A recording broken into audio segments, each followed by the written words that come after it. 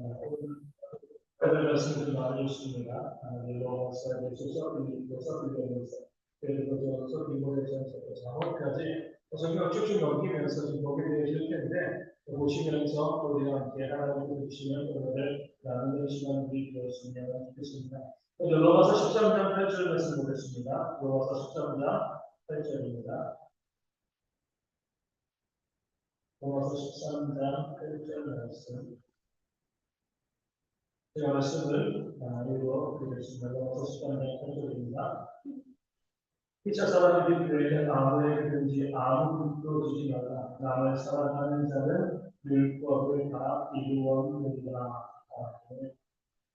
그러니까 살아가면서 율법을 다 지키지 못하는 것 너무나 잘 알고 있습니다. 그러나 오늘 말씀은요, 율법을 다 이룰 수 있는 길을 우리가 알려주고 있는 거예요. 보시죠. 바로 남을 사랑하는 내 이웃을 사랑하는 것. 내 이웃을 사랑하는 그런 모습을 우리가 가운데 있을 때에 그것이 바로 율법의 근본 정신이기 때문에 이웃을 사랑하는 자는 또 누구를 사랑하죠? 하나님을 사랑하는 거죠. 그러니까 이웃 사랑도 하나님 사랑이요. 율법의 근본 정신이기 때문에 우리가 이웃을 사랑하고 하나님을 사랑하는 자들은 율법을 다 이루었다. 이렇게 말씀하고 있는 겁니다.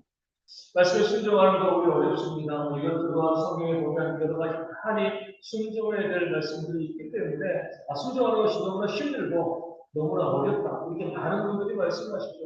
그럼에도 우리가 그 말씀을 다 순종할 수 있는 길이 있는데 그것은 바로 오늘 말씀 모두 나와 있는 것처럼 남을 사랑합니다. 내 이웃을 사랑하는 모습이 있으면요, 말씀을 순종하는 것이고, 그 순종이 믿음인 것이고, 그 믿음을 보시고, 하나님께서 우리를 구원하시는 그런 역사를 부어주실 줄로 믿습니다. 다른 것으로 우리가 우리의 믿음을 이야기하는 것이 아니라, 우리가 우리의 말씀에 대한 순종, 또 그 믿음을 가지고 내 이웃을 온전히 사랑하는 그런 모습으로 내가 구원받았다, 내가 순종하다, 내가 하나님의 은혜를 받는 자, 은혜를 받기에 합당한 자이다. 이렇게 이야기할 수가 있게 되어지는 겁니다. 우리가 그들을 살아가면서 누가 믿음이 좋은 자냐, 누가 말씀을 잘 순종하냐, 나는 이것을 순종하고 이것을 이 말씀대로 살아왔어. 이렇게 이야기하기가 오늘 말씀에 나와 있는 것처럼 내가 내 이웃을 사랑하는 것을 가지고서 내가 정말 하나님 말씀에 순종하는 그런 삶을, 율법을 다 이루는 삶을 살고 있다. 이렇게 고백하게 되어지는 것이죠. 우리 말씀에 피차 사랑의 빛 이외에는 아무에게든지 아무 빛도 지지 말라. 다른 사람들에게 그 사랑의 빛을 지는 그런 삶을 살아가는 거죠. 다른 사람들이 나에게 그 사랑의 빛을 지는 그런 삶을 살아가는 거죠. 사랑을 베푸는 삶을 살아가는 것이 바로 율법을 다 이루는 삶이다라고 오늘 말씀을 가운데 알려주고 있는 겁니다. 14장 1절 말씀 로마서 14장 1절입니다. 믿음이 연약한 자를 너희가 받되 그의 의견을 비판하지 말라. 아멘. 믿음이 연약한 자들이 있습니다. 모두가 장성한 믿음을 가지고 있는 것이 아니라 연약한 믿음을 가지고 있는 사람들이 있죠. 그 믿음이 연약한 사람을 뭐 하지 말라고요? 비판하지 말라. 말씀하고 있습니다. 그 이유는요, 믿음이 연약하기 때문에. 믿음이 연약한 자, 그 사람의 믿음이 연약한데, 그 연약한 믿음에 비판하는 것은요, 그 약한 자를 공격하는 그런 악한 모습이 되어 주는 거예요. 많은 분들이요, 다른 분들에게 이야기할 때 이렇게 이야기해요. 야, 믿음이 뭐 저거밖에 안 돼. 그 다른 사람들의 믿음을 이야기하고요, 그 믿음이 부족함에 대해서 비판하고요, 그를 또 정죄하기까지 합니다. 잘못된 거죠. 믿음이 강한 사람에 대해서 우리가 이야기할 수는 있습니다. 믿음이 강한 자가 왜 저래 이렇게 이야기할 수 있지만 내가 그냥 그 사람을 믿음이 연약한 자라고 인정해 놓고 그 사람의 믿음이 별거 없어. 그 믿음이 약해. 이렇게 생각하면서 그를 비판하면 잘못되었다는 거예요. 어린아이가 있는데 그 어린아이가 돈을 벌어오지 않고요. 돈만 쓴다고 그 어린아이를 비판할 수 있나요? 아니니까 그게 당연한 거거든요. 어른이 일하지 아니하고 수고하지 아니하면 우리가 이해할 수 있지만 어린아이가 그냥 노는 게 그 아이가 해야 될 일인데 그 어린아이에게 너는 왜 일하지 않아? 너는 왜 돈 벌어오지 않아? 이렇게 이야기하면 그렇게 말하는 사람이 잘못된 거죠. 믿음이 연약한 사람을 바라보면서 믿음이 연약하다라고 이야기하면서 그 사람에 대해서 비판하는 것은요, 마치 어른들이 어린 아이에게 어른의 모습을 요구하고 그렇지 못함을 비판하는 것과 다를 바가 없는 겁니다. 그런 면에서 우리는 내 주변에서 믿음이 연약한 자가 있으면 받아주시면 됩니다. 용납하시고 또 사랑하고 또 기도해주면 되는 것이지 그 믿음이 연약한 것을 가지고 믿음을 평가하고 정죄하는 것은 잘못되어진 것이다 라고 말씀을 가운데 알려주고 있는 겁니다. 14장 10절 말씀을 보겠습니다. 그러므로 14장 10절입니다. 내가 어찌하여 내 형제를 비판하느냐 어찌하여 내 형제를 업신 여기느냐 우리가 다 하나님의 심판대 앞에 서리라. 형제를 비판하면요 형제를 업신 여기는 것 그런 자들이 하나님의 심판대 앞에서 심판을 받게 되신다 말씀하고 있습니다. 왜냐하면 우리가 하나님의 자리에 올라가는 것이기 때문에 우리가 누군데 다른 사람을 비판하면 정죄하고 다른 사람을 없이 여길 수가 있습니다. 그런 것은요, 하나님만이 하시는 겁니다. 우리가 할 일이 아니에요. 그러니 우리가 다른 사람을 비판하고요, 무시하고요, 없이 여기는 그런 모습이 우리 가운데 있다라고 하면 우리가 판단자가 되어지는 것이고요, 재판장이 되어지는 것이고 하나님의 자리에 올라가는 그런 사람, 그런 데를 짓는 것이기 때문에 하나님의 진노의 심판을 받을 수밖에 없습니다. 우리는 우리의 이웃을 나보다 더 나은 사람으로 여기고 그들을 섬기고 사랑해야 될 책임만이 우리 가운데 있습니다. 없인 여기고 무시하고 비판하고 판단하고 그런 모습은 우리가 할 수 있는 모습이 아님을 기억하고요. 오직 하나님의 은혜 가운데에서 섬기고 사랑하는 그런 삶으로 이웃을 바라보는 그런 저희 모두가 되어지기를 소망합니다. 우리 뒤로 우리 에베소서 1장 8절로 보겠습니다. 고린도전서 갈라디아 에베소서 1장 8절 말씀입니다. 310년이 있습니다.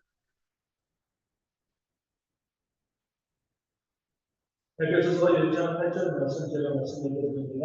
이는 그가 모든 지혜와 총명을 우리에게 넘치게 하사라. 구원받은 자들은요, 지혜와 총명이 넘칠 수밖에 없습니다. 왜냐하면 말씀드린 것처럼 그가 모든 지혜와 총명을 우리에게 넘치게 하셨기 때문에 우리가 지혜와 총명이 있는 것이 아닙니다. 하나님께서 그렇게 역사하실 거죠. 그렇기 때문에 믿는 자들은요, 어리석은 자가 되어질 수가 없습니다. 우리 1장 18절 말씀을 또 보는 말씀이 있습니다.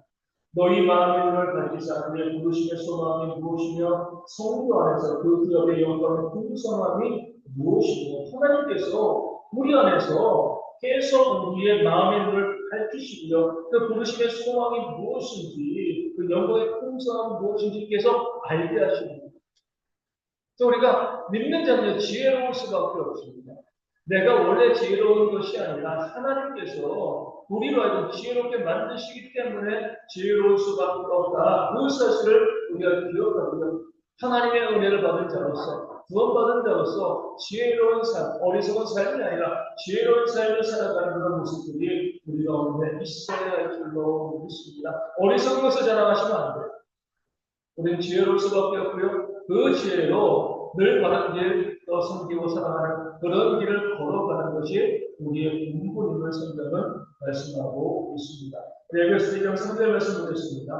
전에는 우리가 그 가운데서 우리 육체의 욕심을 따라 찾으며 육체와 마음에 원하는 것을 하여 다른 이들과 같이 본질상 진노의 자녀이었더니 구원받지 못한 자들의 상태를 말씀해 드리고 있는 거죠. 육체의 욕심을 따라 살아가는 우리 마음의 욕심을 따라 살아가는 겁니다. 그러니까 욕심이 우리의 삶을 이끌어가는 것이 되어지면요, 그 육체에 속해 있는 구원받지 못한 자의 그런 모습을 보이고 있는 겁니다.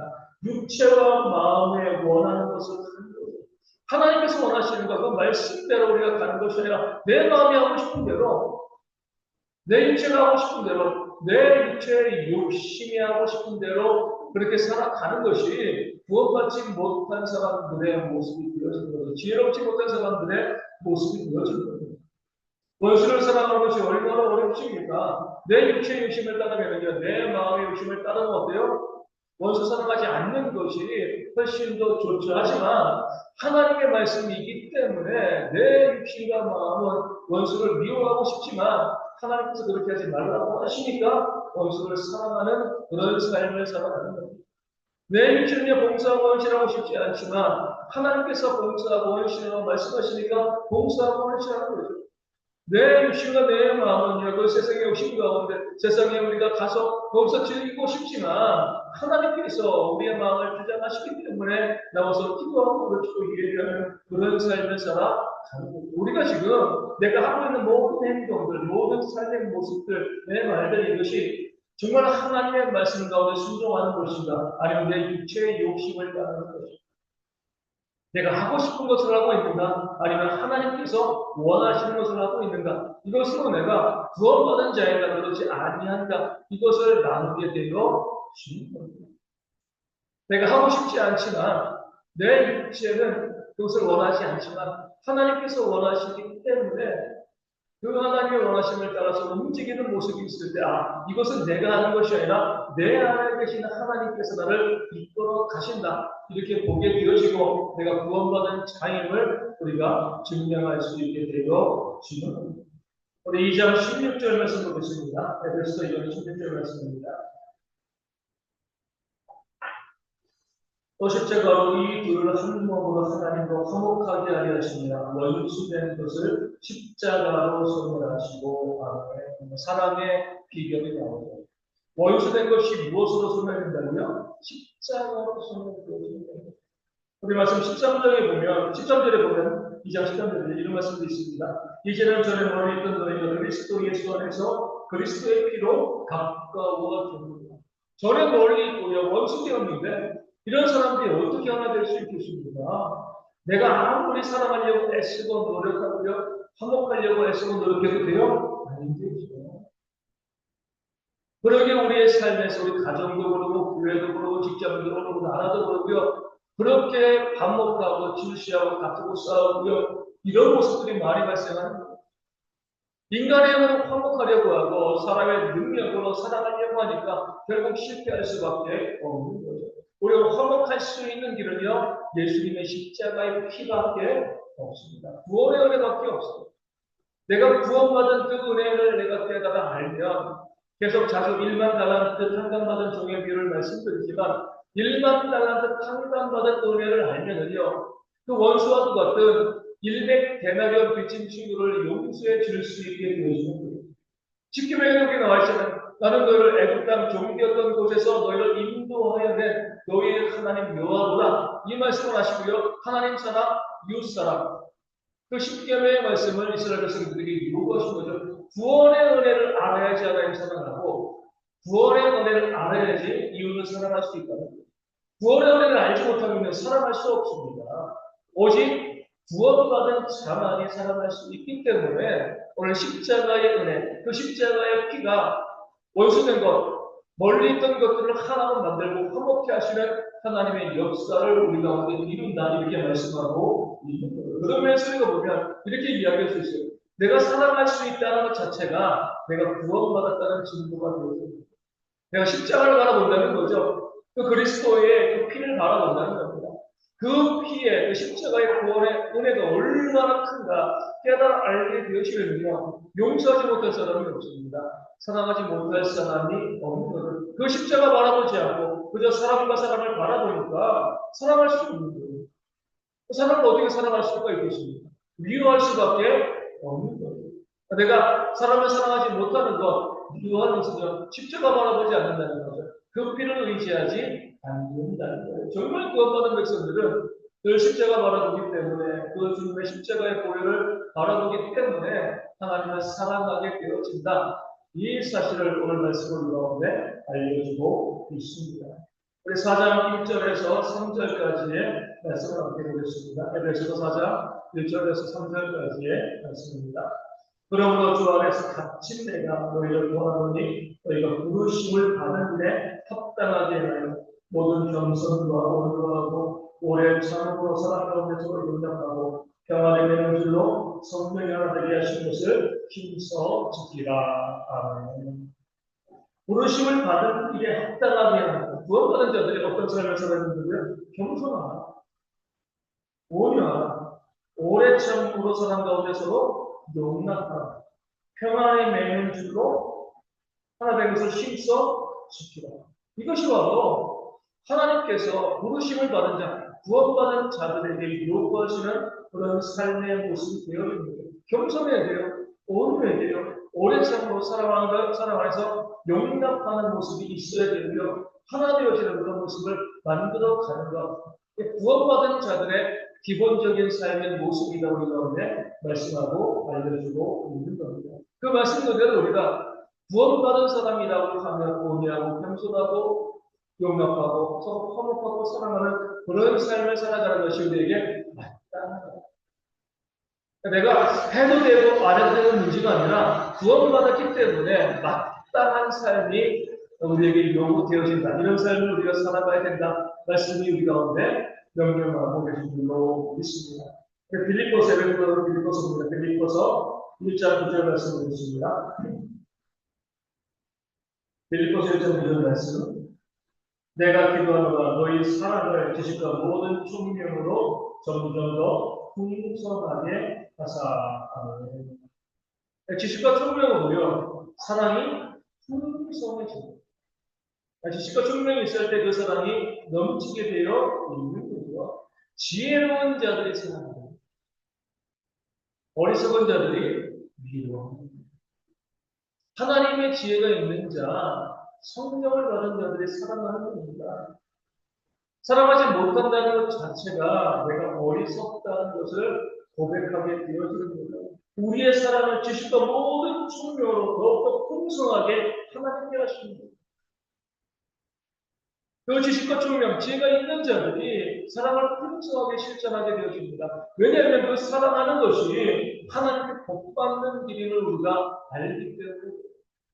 반대로 사랑하지 아니하면 하나님의 진노 가운데 우리가 떨어지게 된다는 사실을 알기 때문에 지혜로운 자들이 사랑하게 되어집니다.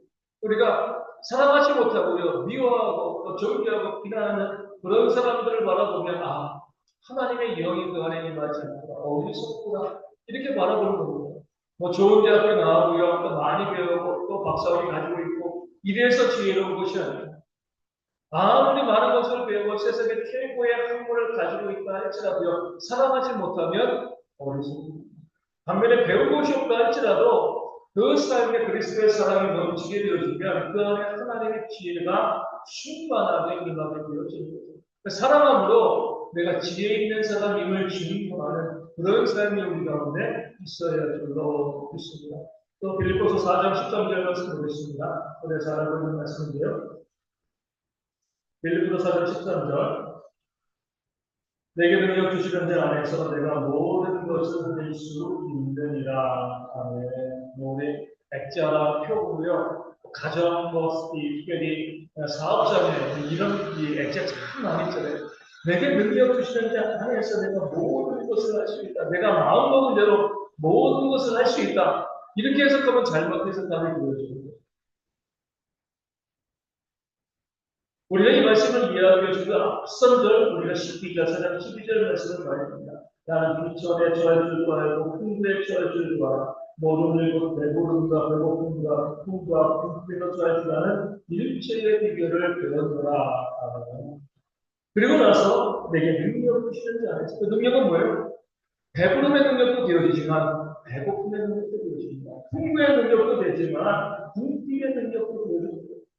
하나님께서 내게 주시는 것 가운데서 내가 모든 것을 할 수 있다. 이것은요, 어떤 능력을 가지고 모든 일을 해낸다는 것이 아니라 내가 비록 비참한 삶 가운데, 고난의 삶 가운데도 내가 빠질 수 있다. 그 안에 내가 머물 수 있다. 구할 수 있다. 이 사실을 사도 바울은 고백하고 있는 겁니다. 이것이 믿는 자들의 모습이고요. 매일 플러스 되어지는 것, 뭐 좋은 것들 더해지고 보좌되는 것, 뭐 잘 되는 것, 건강한 것, 이것만 바라보는 것이 아니라 때로 우리가 병들고 또 가난해지고 또 비참해지고 힘들고 어려운 삶에 우리가 거할 때도 그리스도의 능력으로 그 모든 삶을 이겨나가는 것이 정말 구원받은 성도들의 모습이 되어지는 겁니다. 풍부에 거하는 것, 비천에 거하는 것, 배부른 것, 배고픈 것, 모든 상황 가운데서 내가 머물러 있을 수 있고 그 안에서 내가 감사하고 찬송할 수 있다. 이게 정말 구원받은 성도들의 모습이 되어지는 거죠. 어떤 특정한 모습을 가지고 이것만 있어야 구원받은 것이고 이것만 있어야지 하나님의 은혜가 있는 것이 아니라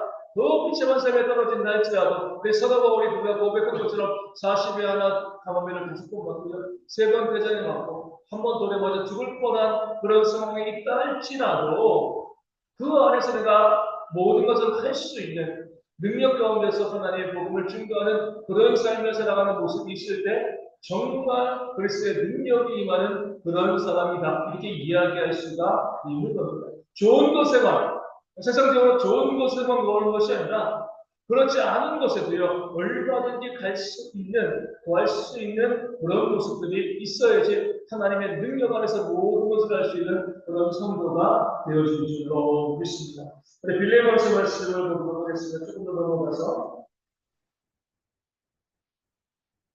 비로소 다음에 히도 빌레몬이죠. 빌레몬서 말씀을 보겠습니다.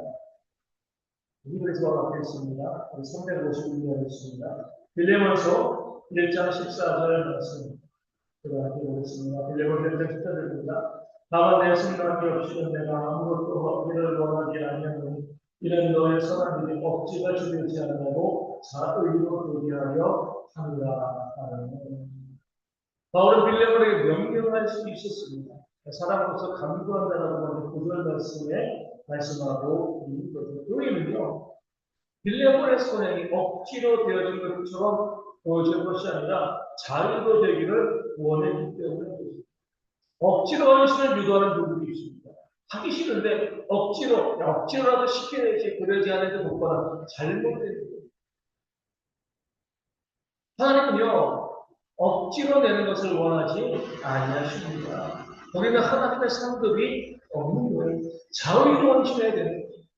바울도 얼마든지 또 빌레몬에게 명령할 수 있고요. 또 이렇게 저렇게. 왜냐면은 그 빌레몬이 바울에게 복음을 비친 자이기 때문에 바울이 명령하는 것 빌레몬이 다 들을 수밖에 없는 그런 상황이지만 그렇게 하지 아니했습니다.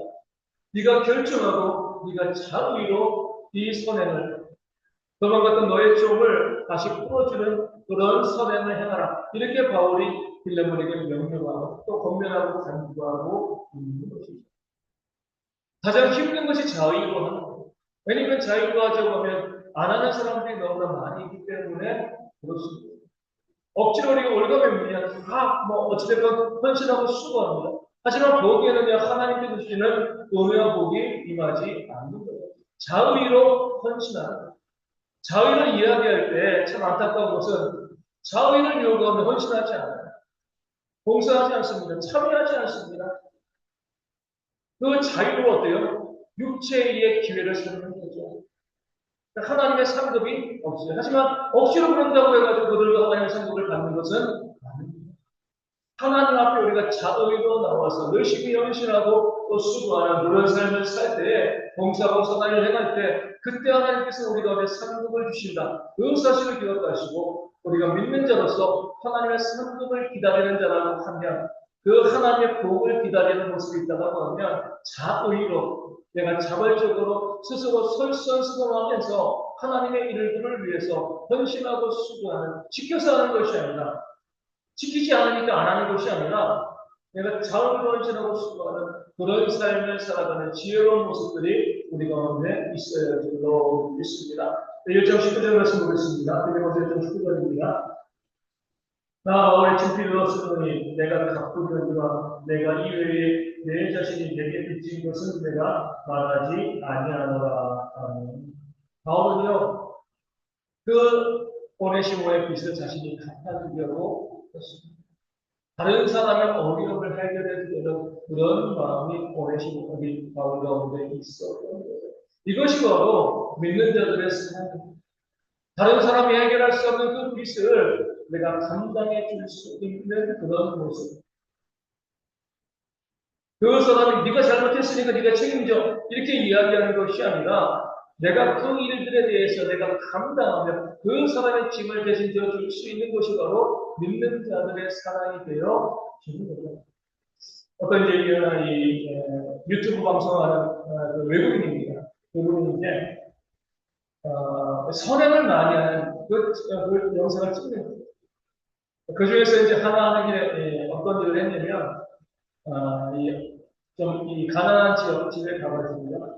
그 집에 문을 두드리고 그 사람이 나오면 한 달에 렌트 월세를 얼마나 내냐 이렇게 물어보는 거예요. 우리 얼마나 낸다. 그럼 이야기하면 그 한 달치 월세를 대신 드렸습니다. 이제 그런 이제 그 선행을 행하는 거예요. 어떤 집에 문을 두드렸습니다. 남자가 나왔어요. 아저씨가 나왔어요. 그래서 이제 월세가 얼마냐? 그러면 1,200달러. 뭐 거의 170만 원, 180만 원, 이제 적은 돈이 아니죠. 환율로, 환율 1,400달러 보니까. 그런 상황 가운데서 그 사람에게 이제 물어보는 거죠. 이제, 얼마나 되냐 물어보고, 그 이제 120달러 정도, 이제, 1,200달러 정도 이제 월세가 된다고 이야기하니까, 그 사람이 가가지고 어떻게 해요? 자신이 그냥 그 월세를 대신한 180만 원 되는 돈을 갖다가 주는 겁니다. 근데, 물론 이제 이 많은 분들이 그렇게 했는데, 마침 그 영상을 찍을 때 그 남자가 이렇게 이야기해요. 정말 이것을 나에게 주는 거냐. 그래서 내가 월세를 낼 돈이 없어서 오늘 아침에 기도가 하고 있었다. 이렇게 이야기합니다. 원래는 월세를 잘 내는데 이번 달은 너무나 일이 잘 꼬여가지고 월세를 내지 못하는 상황이고 그 달이 30일이고 31일 날일에 월세를 내야 되는데 그 월세를 내가 준비하지 못하고 있었는데 그 문제를 가지고 내가 기도하고 있었는데 당신이 와서 이 월세를 주니까 나에게는 당신이 천사와 같은 사람이다. 사람이 천사가 될 수 있는 길이죠. 그렇죠? 물론 다른 많은 사람들도 도와주고요. 뭐 기도했다는 말은 이 사람에게만 아마 처음 나온 거죠. 그럼에도 불구하고 이 사람은 기도했고요. 기도했을 때 다른 사람의 짐을 대신 져주는 것을 통하여서 이 사람이 많은 사람들의 선한 영향을 끼치는 그런 모습을 보여주고 있는 겁니다. 우리 가운데도 그런 모습이 있기를 소망합니다. 내가 무엇인가 가진 것이 있을 때 내가 가지고 있고 그것을 누리는 것만 바라보는 것이 아니라 다른 이웃의 필요가 무엇인가 바라보면서 그 사람의 빚을 내가 대신 갚아줄 수 있는 그 사람의 짐을 져줄 수 있는 그런 모습이 우리 가운데 있을 때 이것이 바로 믿는 사람들의 공동체이고 하나님께서 원하시는 그런 성도들의 모습임을 성도가 우리 가운데 보여주고 알려주고 있습니다. 우리 가운데 많은 것을 주신 이유는요. 나누라고 그것이 시간이건 물질이건 재능이건 무엇이건 나누라고 우리 가운데 주신 줄로 믿고 나만 해서 쓰는 것이 아니라 기꺼이 일들을 해서 섬기고 나누는 그런 모습들이 우리 가운데 있기를 소망합니다. 베드로전서 말씀드렸습니다. 베드로전서 1장 21절 말씀드렸습니다. 뒤로 넘어가가지고 베드로전서 히브리야고보 베드로전서 1장 22절 말씀 378년이십니다. 시작하는 378년 베드로전서 1장 22절 말씀을 드립니다. 너희가 진리를 순종하고 너희 영을 깨끗하게 하여 거짓이 없이 형제를 사랑하기 이르렀으니 마음으로 뜨겁게 서로 사랑하라. 아멘. 순서대로 됩니다. 진리를 순종하게 되어지면 그 다음에 뭐예요? 너희의 영혼이 깨끗하게 되어집니다. 우리의 영혼이 깨끗해집니다.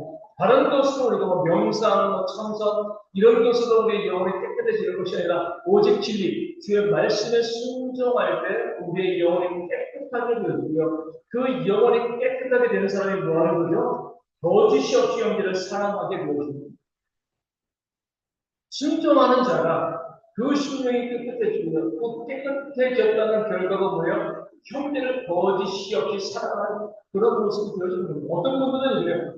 내가 정말 말씀 가운데 순종하고 기도하면서 내 심령이 깨끗해졌어. 그런데 형제를 사랑하지 않죠. 잘못된 정말 진리 가운데 순종함을 통하여서 우리 영혼이 깨끗해지게 되어지면 우리는요, 왜 형제를 거짓이 없이 사랑하는 그런 삶을 살아가게 되어집니다. 그래서 우리가 남을 사랑하는 것으로 내 형제를 거짓 없이 사랑하는 것으로 내 영혼이 깨끗하다. 이것을 증명하고 보여주려 내가 말씀 가운데 순종하는 그런 자임을 보여주는 모습이 우리 가운데 있어야 할 줄로 믿습니다. 우리 1장 8절 말씀, 우리 2장 8절 말씀 보겠습니다. 내가 지금 8절입니다. 또한 부딪히는 들과 걸려 넘어지게 하는 바위가 되었다 하였느냐. 그들이 말씀을 순종하지 아니하고 넘어지나니 이는 그들을 이렇게 정하신 것이다. 아멘. 어떻게 보면 하나님께서 우리 가운데 답을 주신 거예요. 왜 그렇게 말씀을 순종하지 않아요? 하나님의 말씀인데, 하나님께서 하신 말씀인데, 왜 그 말씀에 그렇게 순종하지 않을까? 그 답은 뭐예요? 하나님께서 그렇게 정하시고 있어요. 하나님께서 그 마음을 감동시키지 않고 완악하게 만드셨기 때문에 완악하게 내버려 두신 것이죠. 내가 말씀을 순종할 수 있는 것은요, 내 능력이 아닙니다. 하나님께서 나로 하여금 순종할 수 있도록 작업하시는 거예요. 순종을 자랑할 게 없어요. 내 것을 사랑하고 내 것을 나눠주는 그 삶을 살 때, 이것은 하나님께서 내 마음을 만져주신 것이구나. 이렇게 이해하고 감사하는 거죠. 사랑할 수 있는 것도 나누는 것도 감사할 수 있는 거죠. 근데 보면 보통 그 소비의 경외를 끼고 속감처럼 말씀을 듣고 말씀을 증거하고 말씀을 선포해도요. 그 말씀 가운데 전혀 반응하지 않는 그런 사람들이 있습니다. 그럴 때 우리가 안타까운 마음으로 기도해야 되지만 또 한편으로는 우리가 생각해야 될 것이 말씀 가운데 나와 있는 것처럼 하나님께서 정하신 것이다. 구원받지 못해서 그렇구나. 이렇게 생각할 수밖에 없는 것이다. 우리의 힘으로 할 수 있는 문제가 아닙니다. 사람의 말에 우리가 많이 설득하는 게 아니잖아요. 하나님의 말씀인데 그 말씀과 순종하지 않으면서 성령이 그 사람을 감화시키지 않는다는 것. 그 사실을 우리가 보여주고 있는 겁니다. 3장 9절 말씀 보겠습니다. 베드로전서 3장 9절입니다. 아들아버로 욕을 받지 말고 도리어 복을 빌라. 이를 위하여 너희가 부르심을 받았으니 이런 복을 이어받게 하려 하심이라. 악을 악으로 욕을 받지 말고 하십니다. 그리고 도리어며 복을 빌라. 근데 그 다음 말씀이 중요하죠. 이런 말도 안 되는 삶을 요구하시고 이것을 위해서 너희가 부르심을 받았다라고 말씀합니다. 우리를 구원하신 이유가 이거라는 거예요. 악을 선으로 대하는 것, 이것이 바로 우리가 구원받은 이유가 되어지는 겁니다. 그럴 때 뭐예요? 복을 잃어버리게 되어집니다. 악한 자에게 악을 행하고요. 나를 욕하는 자에게 욕하면 내게 복이 없습니다. 그 악한 자에게 성으로 내가 대하며 원수를 사랑하고 또 그들을 위해서 복을 빌어주면 계속 말씀드리지만 내가 그들을 위해서 복을 빈다고요. 그들에게 복이 임하는 건 아니에요. 나는 단순히 빌어줄 따름이 될 것입니다. 그들이 그 복을 받기에 합당한 자가 아니라고 하면 그 복은요 내가 이어받게 되어 있습니다. 내 기도가 내 꿈으로 돌아가. 그러니까 내가 정말 지혜로운 자라고 하면 하나님의 은혜의 복을 바라고 사모하는 자라고 하면 원수를 사랑할 수밖에 없고요. 나를 핍박하는 자를 위해서 복을 빌고 기도해 줄 수밖에 없습니다. 그럴 때 하나님께서 그런 나에게 복을 이어받게 하시는 그런 역사가 나오게 되어집니다. 원수를 정죄하고 피난하면 내가 정죄하고 피난하겠습니다. 그러니까 쉬운 대로 거두는 거예요. 내가 무엇을 하건 하나님께서 그것을 내게 그대로 받게 하신다. 남을 무시하고 업신여기면 나도 하나님께 무시당하고요. 업신여기는 당하게 되어 있습니다. 남을 비난하고 정죄하면 하나님께 비난받고요. 정죄받게 되어 있습니다. 아주 간단한 원리입니다. 내가 남에게 하는 그대로 하나님께서 내게 행하신다. 이 사실을 알게 되어지면 다른 사람들에게 좋은 모습을 보일 수밖에 없습니다. 선을 행할 수밖에 없는 거죠. 주님께서 말씀하신 거잖아요. 지극히 작은 자 하나에게 한 것이고 나에게 한 것이다. 주님께 심는 거니까 또 주님께 좋은 것을 심으면 내가 받게 되어지고요. 악한 것을 심으면 진노와 심판을 받게 되어 있는 겁니다. 이 단순한 원리를 기억하시고 살아가는 지혜가 우리 가운데 있기를 소망합니다. 쉬운 대로 겁니다. 남에게 행한 그대로 내가 하나님께 받게 되어진다. 악한 자에게 복을 빌어주면 그 복이 나에게 임하게 되어진다. 그 사실을 기억하고 지혜로운 삶을 살아가시기를 바라겠습니다. 또 4장 18절 말씀에 보면 그런 말씀이 있습니다. 또 의인이 겨우 구원을 얻으면 경건하지 않는 자와 주인은 어디에 소리요. 아멘. 의인이 겨우 구원받는다는 것은요, 가까스로 구원받는다는 것이 아닙니다. 겨우 구원받는다. 이것은요, 의인도 그냥 쉽게 구원받는 것이 아니라 이 삶에서 고난을 거치면서 구원을 받게 되어진다는 거죠. 믿는 자의 삶에 고난이 있는 거죠. 그 고난을 거치면서 구원받게 되어지는 것이 바로 겨우 구원받게 되어지는 겁니다. 구원받는 것이 쉬운 것이 아니다. 천국에 가는 것이 편안한 그런 길이 아니라는 거죠. 좁고 협착한 길, 가시밭길을 걸어가라고 주님께서 말씀하셨습니다. 나를 위하고요, 나의 십자가를 지는 거예요. 구원받기 위해서 그런 길을 걸어가는 것이 아니라 구원받은 자이기 때문에 그런 길을 우리가 가게 되어지고 하나님께서 그 길로 우리를 인도하시고 나중에 천국에 가게 되었을 때에 우리는 어때요? 내가 이 천국에 올 만한 사람이었습니다. 이렇게 고백하게 되어지는 거예요. 그런 자격도 없는데 와 있습니다. 이것이 아니라 내가 이 천국에 오기 위해서 우리 천로역정이라는 그런 이제 예수님처럼 이 땅을 살아가면서 정말 믿음의 고난의 삶을 살아왔습니다. 경건한 삶을 살아가는 것으로 핍박을 받았습니다.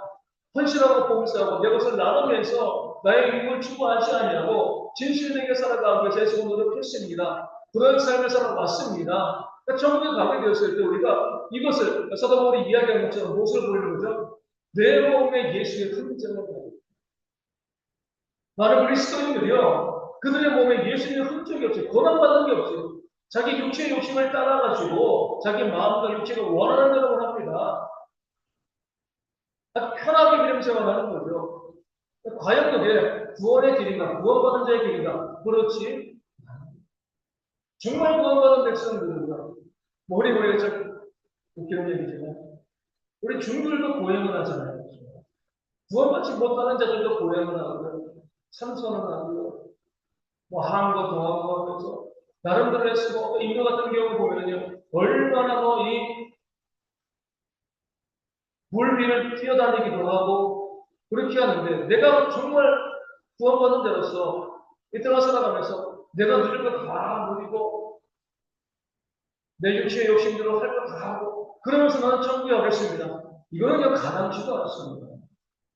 의인도 겨우 구원받는 거예요. 내 삶의 고난과 어려움과 아픔과 그 좁은 길을 걸어가는 그 가시밭길을 걸어가는 것 헌신하고 봉사하고 수고하면서 예수님의 흔적을 내 몸에 만들어 가면서 우리는요 천국 운명을 사는 그런 방법은 걸어가는 겁니다. 우리는 우리의 몸에 예수의 흔적이 있습니다. 주님을 향해서 우리가 고통당하고 고난당하는 그런 모습이 우리 가운데 있어야지 그런 것이 없이 모든 걸 다 누리고 즐기고 하면서 나는 천국에 갈 거야. 이것은요, 어리석은 생각입니다. 그럴 수가 없는 거예요. 그 사실을 말씀에 알려주고 있습니다. 믿는 자로서 고난받는 것, 헌신하는 수고하는 것, 당연히 우리가 감당해야 될 삶을 일로 알고요. 그 길로 걸어가는 그런 지혜가 있어야 할 줄로 있습니다. 그 시간에 여러분, 우리 형제가 이야기하고 쓰게 이야기, 와, 천국 가는 거 정말 어려운 거예요. 쉽게 가려는 것 자체가 우리가 잘못된 생각, 구원받지 못한 생각을 하고 있는 증거가 되어지는 겁니다. 베드로후서 1장 16절 말씀드렸습니다. 베드로후서 1장 16절. 우리 주 예수 그리스도의 능력과 강림하심을 너희에게 알게 하는 것이 교명이 만든 이야기를 따른 것이 아니요 우리는 위에 크신 위력을 친히 보는 자라. 실화가 아니라는 거죠. 십자가와 부활, 우리가 꾸며낸 이야기가 아니라 우리는 친히 봤어요. 목격자, 우리가 증인이라는 겁니다. 우리 신앙도 마찬가지입니다. 친히 보는 그런 믿음이 있어요. 헛된 그냥 그럴 거야 아마 그러겠지 이렇게 믿는 것이 아니라 하나님의 살아계심을 친히 보고요. 목격하고 그 증인으로서 그 삶을 살아가는 것이 우리의 신앙이 되어야 하는 거예요. 다시 말씀드리지만 많은 분들이 하나님이 역사하지 않으시는데 왜 역사하지 않으시는지 우리가 하나님을 구하지 않으니까 간절하고 저에게 나아가지 않으니까 하나님을 찾지 않으니까 하나님께서 우리 가운데 역사하지 않으시는 것이지 지금도 하나님께서 우리 가운데 역사하시고 우리를 목격자와 증인으로 세우시기를 원하시는 줄로 믿습니다. 우리 좀 앞으로 디모데전서 보겠습니다. 디모데전서 조금만 앞으로 디모데전서 1장 5절 말씀 드리겠습니다. 337년입니다. 디모데전서 1장 5절. 이 교훈의 목적은 청결한 마음과 선한 양심과 거짓이 없는 믿음에서 나오는 선한 기본을 말합니다. 계속 말씀을 읽으면서 하나님께서 정말 이 선지자와 서로를 통해서 끊임없이 강조하실 것이 무엇이고 사랑입니다. 이 교훈의 목적, 우리가 교훈하는 것, 말씀을 가르치는 목적은 뭐라고 그러면 청결한 마음과 선한 양심과 거짓이 없는 믿음에서 나오는 사랑입니다. 모든 교훈과 모든 가르침의 목적은요, 사랑이라는 것을 성경은 계속 뭘 계속 로마서, 에베소서, 베드로전서, 빌레몬서, 그리고 또 빌립보서, 또 디모데전서 계속 동일한 메시지를 주는 거죠. 정말 우리가 하나님의 말씀을 배우고 거짓이 없는 믿은 것이랑 지혜가 있는 사람이라고 하면 총명이 있다고 하면 뭔가 사랑합니다. 우리는 그 사랑은 우리가 보여주지 않으려고 한 지혜가 있어, 총명이 있어, 말씀을 잘 알고 있어, 청결을 다 합된 거죠. 사랑으로서 증명되어지는 거예요. 내게 지혜가 있는가? 거짓이 없는 믿음이 있는가? 총명이 있는가? 그 모든 것들이 내가 사랑하는 삶을 살아가고 있는가? 이것으로 검증되어진다는 것을 성경은 창세기부터 요한계시록까지 끊임없이 우리 가운데 알려주고 있는 겁니다. 디모데전서 3장 1절 말씀 보겠습니다. 3장 1절. 밑보다 이말이라고 사람이 감독의 직분을 얻게 하는 선한 일에 사모하는 것이라 함이로다. 직분을 사모하고 있어야 돼요. 왜 직분을 사모해요? 선한 일을 하고 있어요. 그 선한 일을 행하고자 하는 그런 사모하고 우리 가운데 있을 때 그 직분을 우리가 사모하고 받게 되어지는 겁니다. 우리 오늘 사모 안타까운 것은 무엇이냐면 그 직분을 나를 자랑하는 것으로 우리가 내가 목사야, 장로야, 권사야, 실제야 이런 측면으로 직분을 말하시는 분들이 있습니다. 그렇게 직분을 원하고 받기를 원하시는 분들이 있습니다. 자기를 내세우기 위해서 잘못된 거죠. 직분을 사모하는 것은요, 선한 일에 대한 열심과 열정을 사모하는 거예요. 다른 말로 이야기하면 내가 직분을 받게 되면 선한 일에 힘쓰는 그런 삶을 살아가야 돼. 더 봉사하고요, 더 헌신하고 더 사랑하는 그런 모습, 가장 더럽고 냄새나는 그런 일들에 나를 들 수 있는 모습이 있어야 되는데 점점 직분을 받을수록 직분이 없을 때는 수고하고 헌신하시던 분들이 점점 직분을 받을수록 점점 게을러지고 점점 헌신하려고 하지 않고 점점 수고하려고 하지 않습니다. 그건 직분을 잘못 받은 거죠. 잘못 직분을 받으면 하나님의 심판을 받게 되는 겁니다. 내게 직분을 주셨다고 하는 것은 그 직분 받은 자로서 정말 헌신하고 수고하는 그런 삶을 우리가 살아가는 것, 이것이 바로 직분을 받은 일. 우리가 또 직분자를 세울 때도 그렇게 헌신하는 자들을 직분자로 세울 때 하나님께서 주시는 은혜가 또한 충만하게 임하게 되어지고 교회 공동체가 건강하게 세워지게 되어질 줄로 믿습니다. 우리 좀 시간이 많이 가져가고 작업 말씀도 보겠습니다. 19장 2절 말씀. 말씀, 936년입니다. 작업 19장이죠. 간단하게 보겠습니다. 지식이 없는 소원은 선하지 못하고 많이 못한 사람은 잘못합니다. 지식이 없는 소원은 선하지 못합니다. 우리가 기도할 때 지식 없이 하나님께 내가 마음에 소원한다고 원한다고 우리가 기도하면 응답되어지지 않는 거예요. 지식이 있는 기도, 지식이 있는 소원, 간구가 가운데 있을 때 바른 것을 구할 때 주시는 하나님의 역사가 있게 되어진다는 것을 말씀하고 있는 것이고요. 19장 3절 말씀 보면 사람이 미련하고 자기를 믿게 하고 마음으로 여호와를 원망하는 이런 분들이 많이 있어요. 자기 잘못으로요, 고난받고 어려움 당하고 또 병들고 그런 문제가 발생했는데 하나님을 원망하는 거예요. 어떤 문제가 발생하면 이것이 나 때문에 발생한 문제는 아닌가 살펴보셔야 됩니다. 무조건 하나님 외에는 아니고 그런 분들 정말 많아요. 하나님 나에게 왜 이런 고난을 주시나요? 왜 이런 어려움을 주시나요? 왜 이런 질병을 주시나요? 하나님 원망하는데 보면은요, 자기 욕심 때문에, 또 불순종 때문에, 잘못된 삶 때문에 그 삶의 고난과 어려움과 문제가 다가오는데 그런 것을 생각하지 아니하고 나는 나의 문제를 생각하지 않고 무조건 하나님만 원망하면요 문제가 해결되어질 수가 없습니다. 나로부터 시작된 문제이기 때문에 내 삶의 불안과 어려움이 다가오면 먼저 나를 살펴보는 그런 지혜가 우리 가운데 있어야 할 줄로 믿습니다. 우리 20장 22절 말씀 보겠습니다. 20장 22절 말씀. 너를 아들 갖겠다 말하지 말고 여호와를 기다리라. 그가 너를 구원하시리라. 아멘. 우리의 힘을 갖지 말라는 거예요. 엄습하지 말라는 거예요. 여호와를 기다리라. 하나님 공격을 신발하신다고 그 안에 우리를 구원하시는 거예요. 내 힘으로 뭔가 원수 같고 내가 받도록 싸우고 비난하고 정죄하고 이렇게 하지 말고요. 악한 자가 있을 때 하나님의 공의 앞에 내어 맡기는 지혜가 있으면 하나님이 구원하시고요. 하나님께서 그 공의대로 악한 자를 심판하시는 역사가 있다. 이 사실을 믿고 원수를 위해서 기도하고요. 사랑하는 그런 삶을 살아가야 된다고 믿습니다. 21장 2절 말씀 보겠습니다. 21장 2절 사람의 의가 모두 자기 보기에는 모두 정직하여도 여호와는 마음을 감찰하시느니라. 왜 공동체가 바꾸고 싸움이 있는가?